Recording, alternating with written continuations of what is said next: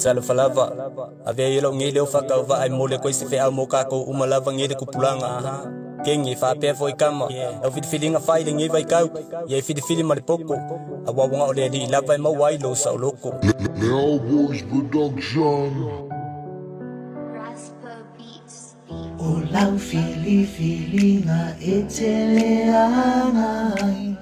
Olau fili nga etele manui. 685 on the track.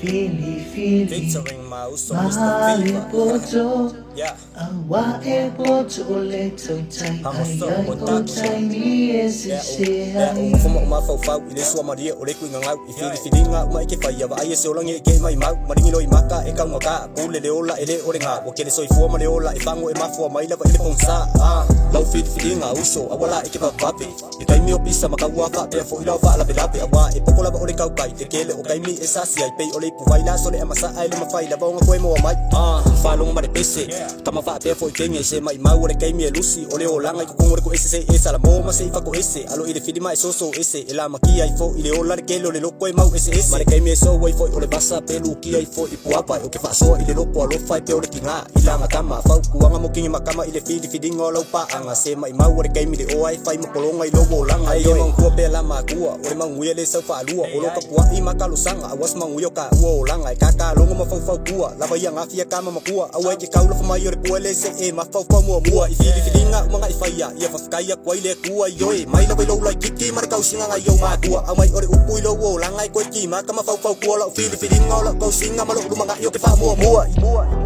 Olau fili nga etele angai.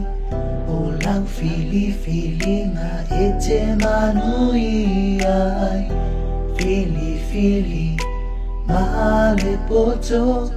Awa e poto ole toitai ai otai ni ese Mr. Fibo. Fili male poco ola sa loco pulele ola ele ole nga ke bagau la ile kuwa kuspa iere ka iala sabaringa ngeyo langa soy fo uwa mai mau malo si mai le ku ngau ka making e vai kau fa o e ke le fong ile ba fau oke aku e ma kuwa ai fa asanga kau fili nga se ilung ngor ma fau ko aku lima kakalo fa ko senga ma fa mangalo le aku ole kalio ma fa kianga le lo fa le ma bai ya ka ko umalava mongi ai le upu ole kasi moanga nganga e poko ar kau kai ai se le aku yama ka longo aku pea ma se fau ole fau kuwanga mo o ko le fa ngau manguia ma malaya ngai lava yo lima se ole fau kuwanga lando Mr. Fiba.